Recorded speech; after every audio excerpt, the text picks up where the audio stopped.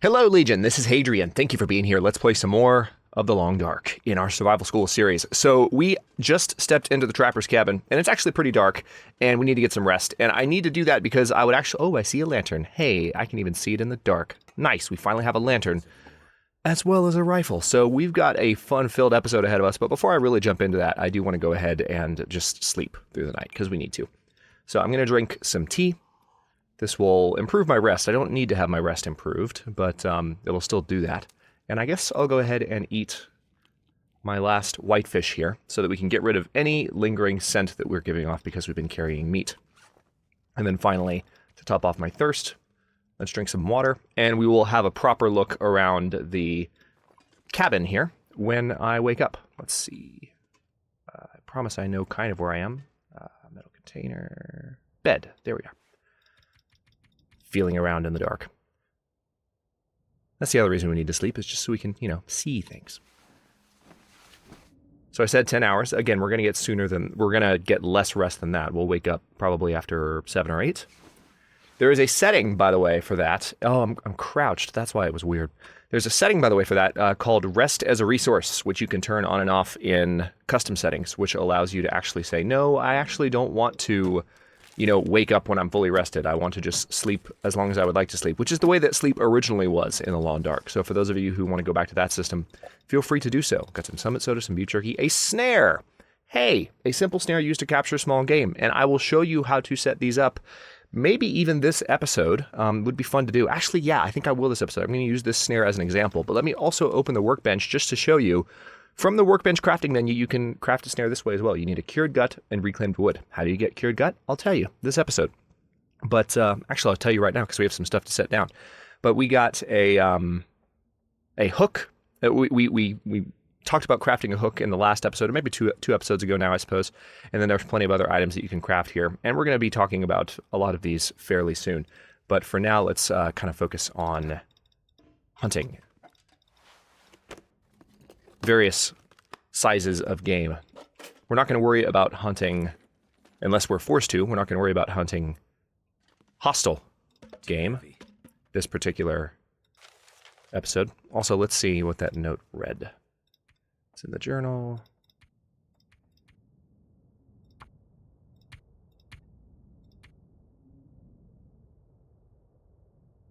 You won't remember me. The world doesn't stop when the lights fade. This is how it begins. Stay calm, observe, survive. Your father saw this day. Don't believe what you hear. What he did was for a far-off dawn. Maybe you can recall the fire. Your father understood that we dance for our children's children's children. My dear, one day you will feel the voices rise in your heart. Enter a cave and stand until stars appear. Climb the highest peak. Sing when the brutality hits. I'm here with you. The winter winds can only get so cold. These are so interesting, and some of them are just so good. Contributed by the backers, the people who originally helped fund The Long Dark. Really cool that Hinterland let people do that. So I'm picking up everything in here right now. We are going to be going back through stuff in a moment. Here's a locker. Using our pry bar to check it. We're going to be doing some inventory management before I leave for anywhere. Hey, these are the nicest gloves in the game. Pretty nice that we found those already. Rifle ammunition, trail boots, sewing kit, very good. More rifle ammunition. So playing on Voyager, the Trapper's Cabin has a ton of stuff in it, if you haven't noticed. Granola bar, matches, flare, another rifle cartridge. I don't even want to know what's in the safe. Actually, I do, but... So what happens, you might be wondering, when you have to crack a safe? Well, first of all, you drink water so you don't get thirsty while you're doing it. I'm going to drink a soda first, again, to get rid of the weight. And let's also drink that to top it off. Notice we're carrying lots more now than we were when we went to sleep, because we picked everything up. Let's see what's in here.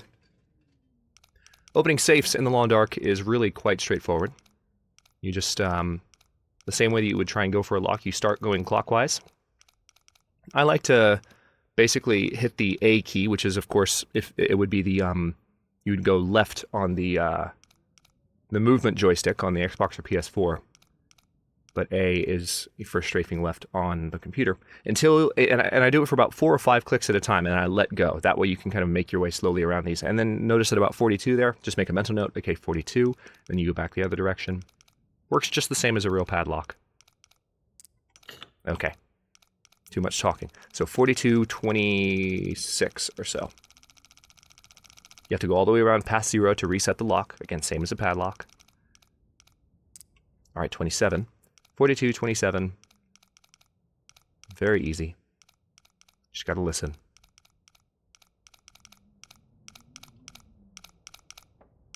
I have a note that I want to add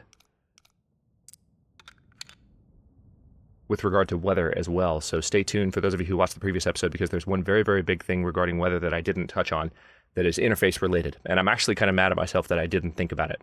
So we're gonna touch on that. And this is one of the reasons that reading the comments and interacting with me through the comments, including when you have to fill in a blank and say, hey, this is one thing you might want to mention, is so important, because I really think that teaching is best done when there's an interaction between, the pupil and the teacher. It's great to imagine that, the person teaching you something is a sage and absolutely knows everything. But it's also good to balance that with, hey, this person's human, right? They might forget something, or there might be something they didn't think to tell you. So I appreciate the interaction, because it makes it best for everyone, including me, when you let me know if there's something I didn't mention. So, book, rifle cartridge, military grade MRE. These are amazing. You tend to find them less in higher difficulties, but notice the caloric value. I love saying that, of the military grade MRE is very, very high. It even has a little bit of moisture in it too, so drinking it or eating it will replenish your thirst a little bit. All right, nothing as far as clothing items in the safe, but we found some gauntlets, so I will be happy with the gauntlets. This is why the gauntlets are amazing. Even at 53% condition, look how much better they are than my fleece mittens. They have better protection against the elements. They have better actual armor protection. They are more restrictive of my movement, unfortunately, but I'm going to wear them anyway because they're amazing. And we'll stop there with the clothes. I still have not found a proper jacket, which is driving me bananas. But let's go ahead and sort by weight here. We need to find some stuff to put down. First of all, I've got this fur firewood, which I'm going to try to keep on me if I can help it. But the books, I'm going to drop... Let's see, I'm going to drop one pry bar, drop one of the books. I'll go ahead and harvest these ragged trail boots. We could use the leather anyway to repair the gauntlets.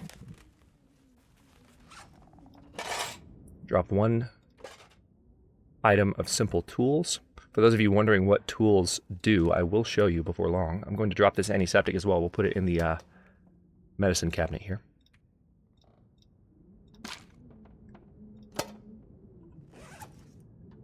We're not quite going to talk about tools yet, though. Okay, so we've got the lantern. That's very nice. Let's go ahead and refuel this.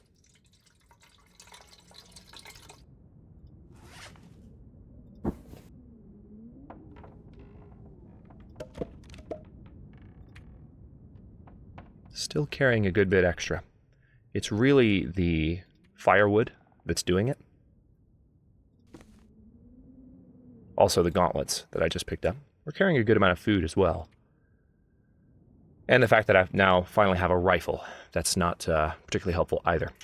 Carrying a jerry can around can get somewhat tedious. So we finally reached a point in the series where inventory management is a bit more of an issue. Oh, yes, that's right. We also have the deer hide. So last episode, I went ahead and skinned that deer and took its guts outside. In order for stuff to cure in the long dark and for you to be able to use this hide and this gut for actual crafting purposes, whether it's a snare or actual animal hide items, you have to leave them inside. You can either have them in an interior environment or in the far back of a cave. Like if you go far enough back in a cave, it counts as inside, and you can have stuff curing, even though it's technically outside as far as the game is concerned. So I'm going to leave that stuff there on the trapper's cabin, and we're going to spend some time hunting for the next little while. Got the gun out, picked up several cartridges.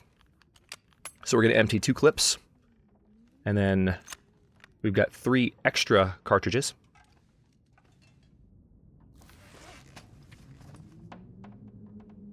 Let's see, I'm trying to see if there's anything else I can do weight-wise. Yeah, I'm going to go ahead and eat these pinnacle peaches, because pinnacle peaches are one of the heaviest food items you can carry around.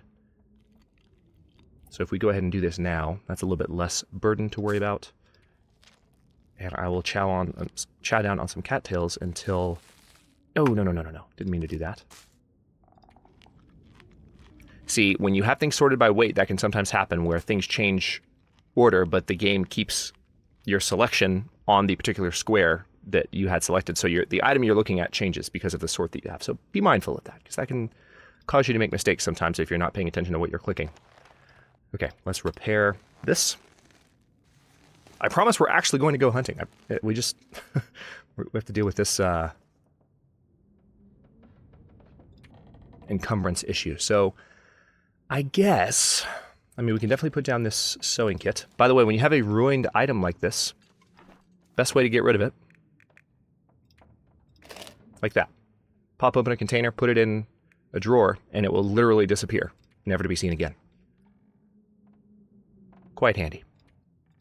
All right, let's go back to sorting by weight, because, yeah, see, this is an example of some inventory management here. I have so many bandages, and I don't need that many bandages. So I'm going to go ahead and transfer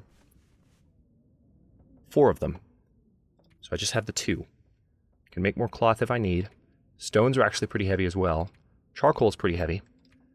Tell you what, I'm going to put the stones down, because I've got a gun now. I'll pick up a stone on the fly if I want to show you more about that. And we have the snare that I need to use as well. Let's take a quick look at my calories, and we'll be good to go.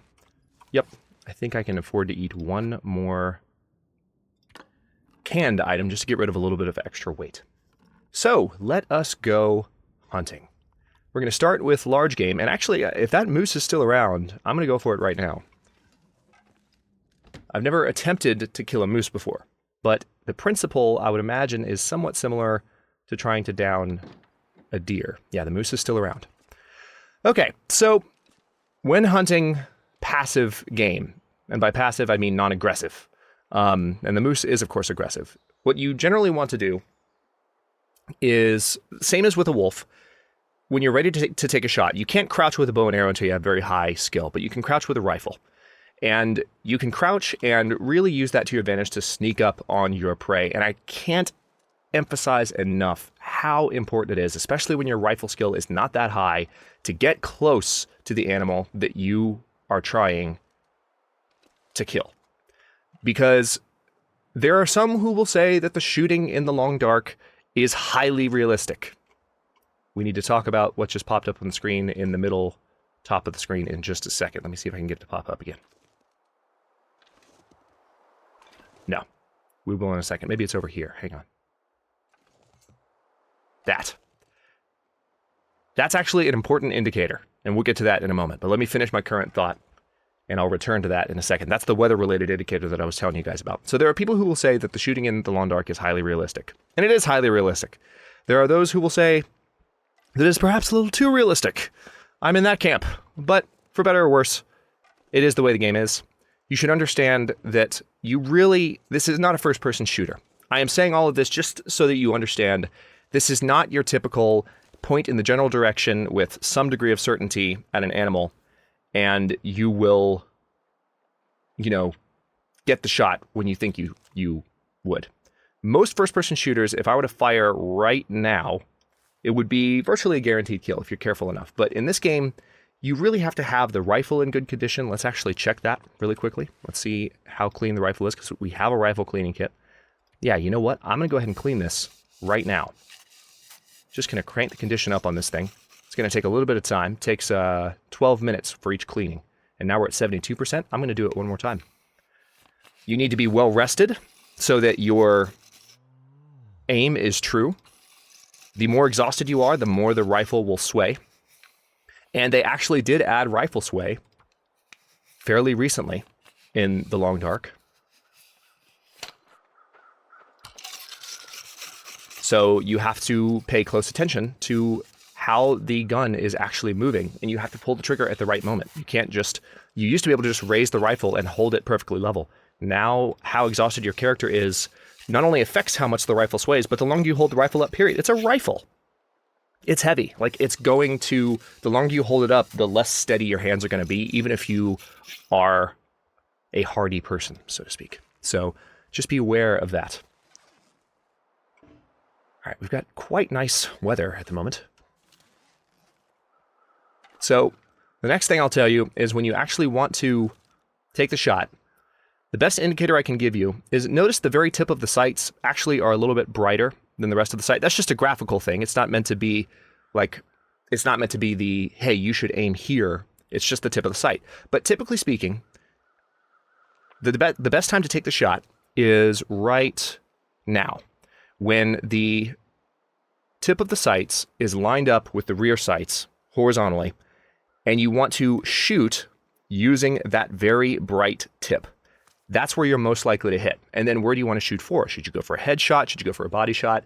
Body shots tend to be most effective against deer and similar game. So that's what I'm going to go for on the moose. I'm going to try and hit the moose in the chest rather than hit it in the head and hope that it drops. Because if it doesn't drop, it's going to come after me. Notice that I'm crouched, so the moose is actually getting pretty close, which is another thing that, which is another element that I was waiting for.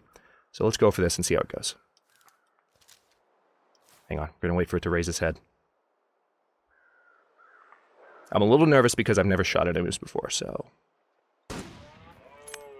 First try. Oh wait, no. He's definitely still up. One moose down. Alright, so that's the other thing about shooting in the long dark, especially if you are fighting against aggressive game like this. Wow. That's a lot of gut. I wasn't expecting that. Do I have that wood on me? I do. Alright guys, here's what we're going to do. This is another, when you have to harvest this big of a corpse, this is a topic that's worth talking about right now. This is ridiculous. I've never seen something, by the way, if you want to just look at this dead moose. I'll go back to what I was saying a moment ago about, you know, taking that second shot. But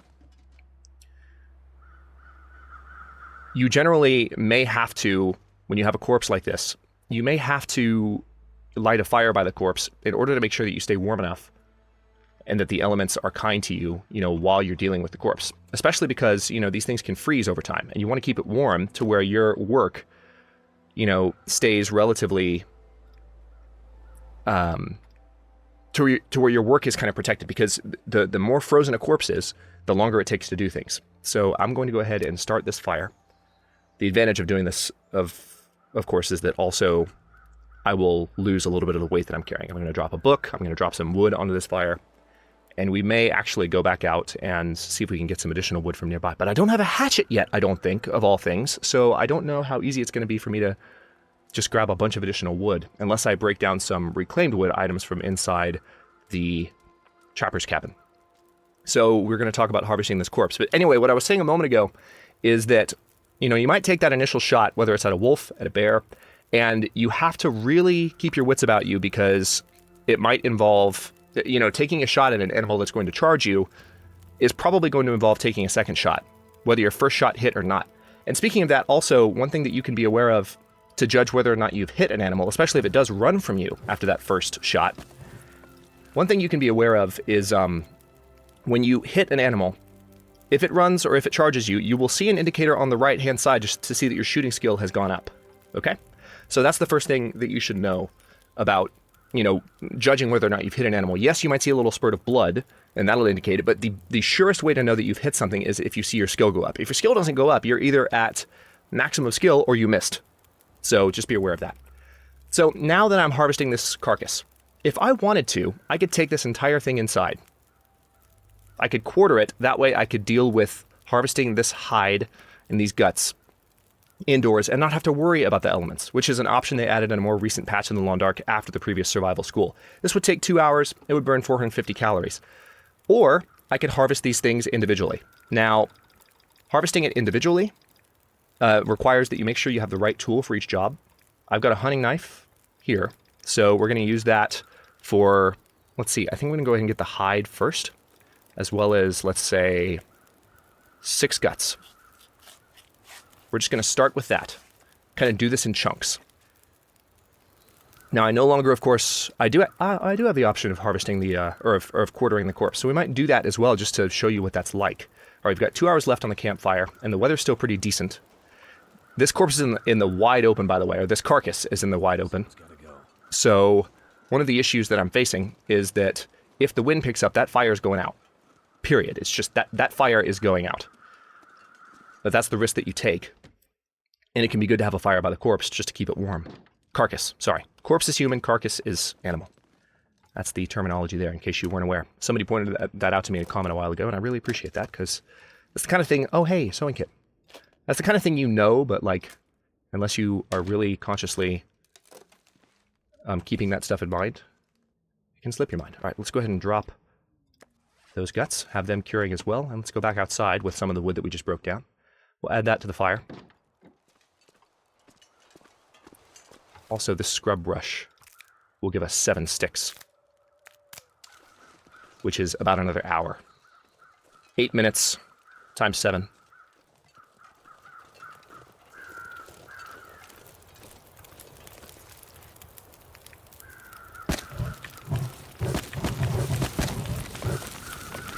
We also still need to read that book. All right, so we've got 3 hours left on it now. This is keeping the corpse plenty warm. You know what? I'm going to start getting the meat from this guy now. Let's see. How much time do I have? 3 hours? So let's see what I can get away with as far as just... It looks like I may be able to get the vast majority of this thing. Let's go for exactly half. Almost half. All right, we're going to get thirsty. I'm going to lose a little bit of condition to that, in fact. All right, we've got 1 hour left and giving off a huge stench at the moment. See, we've got 3 stink bars up top.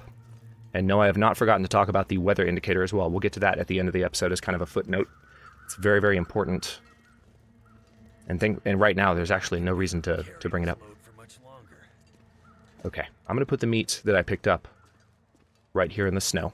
We talked about this in a previous episode. Wow. Ridiculous.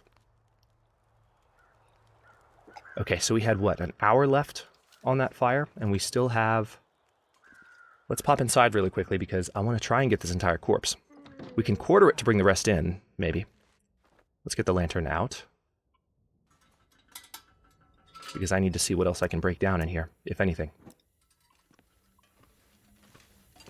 There's a bench. That'll break down in 30 minutes.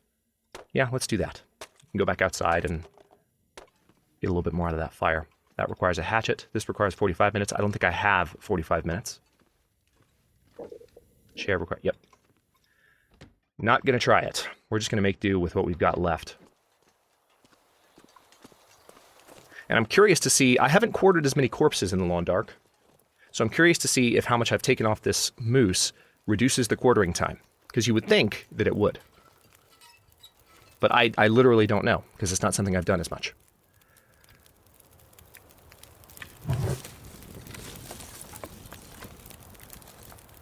Nope, still takes 2 hours.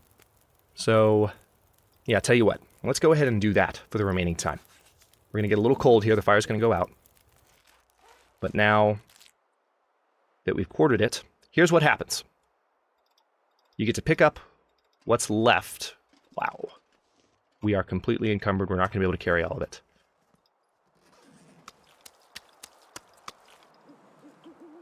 Now, it does leave... Much to carry. Yeah, the thing is about doing this is it does leave a quartering site behind, which is a heavy draw for wildlife. So that bloody spot on the ground where I just quartered the corpse is now going to pull bears and wolves and lots of other things from nearby. So you have to be quite careful. Yeah, I know. We do need to eat. You need to be very, very mindful of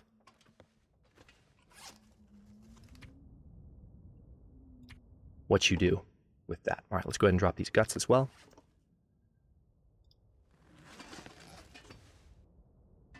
We're going to step back outside.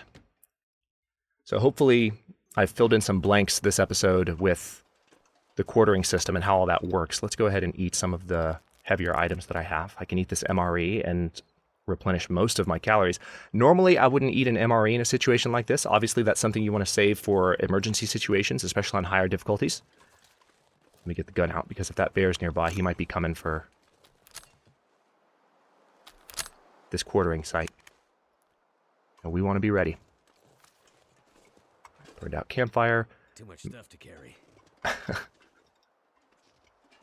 Okay. I am going to just do this.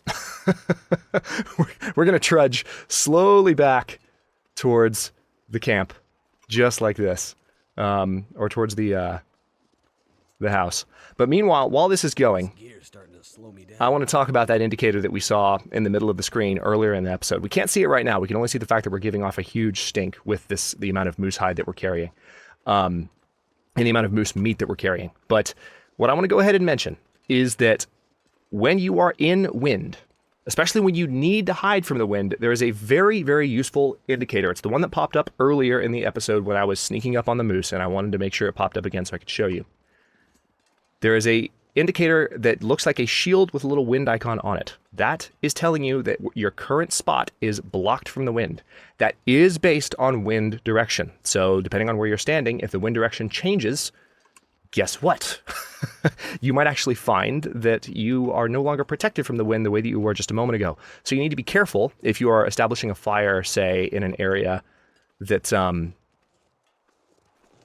where the wind could change direction and blow the fire out. You might not be as safe as you think. But sometimes you can find an area that is secluded on three sides, and the wind is not very likely to change direction. And you can use the wind blockage indicator to know that a fire is in a safe spot. So let's open the door here. So use that interface to your advantage as far as... Hang on, let me get the lantern out so I can see exactly where I'm dropping stuff. Use that indicator to your advantage as much as possible. Okay, so here we are. The moose quarters are right here. Now what happens when you pop one of these open? You can harvest it. Well, first of all, let's cut off the lamp. And now it has, as you can see, 10 pounds of meat inside it that I can harvest indoors, completely safe. And from what I understand, when you quarter a corpse... I wonder if I can drop any of this gear. When you quarter a corpse, and we can talk about this in the comments because, again, I don't know as much about this mechanic, but when you quarter a corpse, you actually get more out of it if you are willing to make the effort to take it inside. So it's a very kind of complete process where you really get the maximum out of the corpse. This much gear. I know. Relax. Oh, we're still actually carrying one of these as well. Tell you what, can I just harvest this now? Would that be a bad thing? Yeah, let's just harvest it now.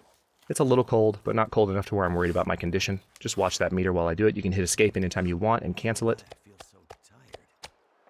I'm not sure why you feel so tired. Have you not been paying attention to how you're spending your day, dude? You just killed and quartered an entire moose. So, let's talk really quickly before I end the episode. We talked about the wind blockage indicator, and I will point that out again in future episodes just to make sure everyone's on the same page. Let's talk about curing. So a fresh deer hide takes 5 days to cure. You have to leave it inside.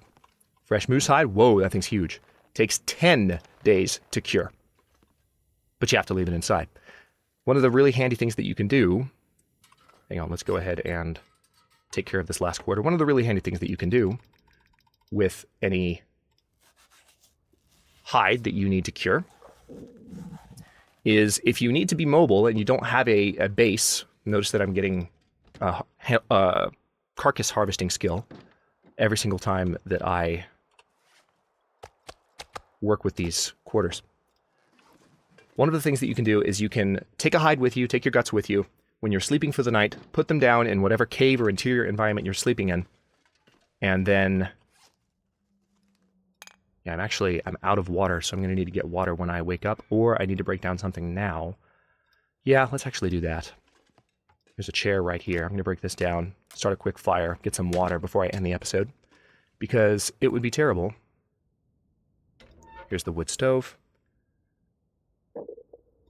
We're going to use wood matches to slightly up our chance of success. Start a fire.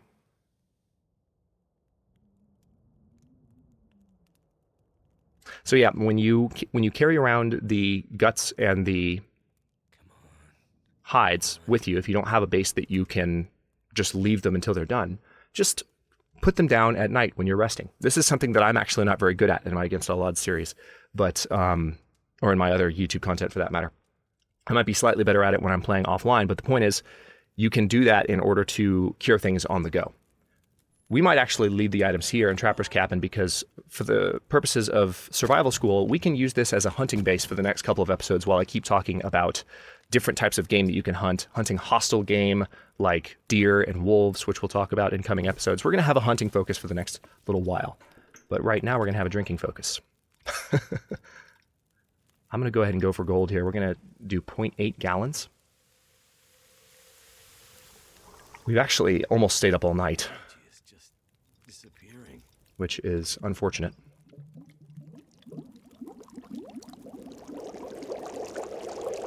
All right, fire is almost gone, so that was well timed, if I do say so myself. Let's go ahead and drink some water. And then I want to sort... I guess what I'll do, I don't want to drink the dusty tomato, or eat the dusty tomato soup, because that would actually... One of the things you have to think about when you're deciding what to eat or drink is, would you, like, for instance, I just drank all my water, so my water meter is completely topped off. If you then consume something that would help your thirst, you're kind of being inefficient, aren't you? You're not really eating something that... You're not really eating something that you're getting maximum value out of because your thirst is topped out. So let's go ahead and rest for as long as we can manage here. Hang on, I can't quite see where I am. Where am I? Is that... All right, that's the far end of the room. So the bed is here. Okay. Yeah, let's go ahead and sleep for as long as the game will let me. And we'll stop this episode here. And the next one we're going to talk about probably deer, definitely rabbits, and a little bit more about that wind indicator, just to make sure that we're all on the same page with how that thing works and when it pops up, where it pops up, etc. But if you have any questions about any of that, feel free to let me know in the comments below. Again, next couple of episodes, hey, we've survived for 6 days, 1 hour, 47 minutes. Next couple of episodes are going to be focused on hunting while these items cure. And then hopefully we'll have some cured items at the end of all of it, where I can talk about using the workbench to do more formal types of crafting. And fun types of crafting for that matter. Thanks for watching. If you enjoyed it, don't forget to like the video and subscribe to follow along. New episodes are coming out every day at 3 p.m. Eastern Time. Comments are always welcome. Let me know what you think, and I'll see you next time.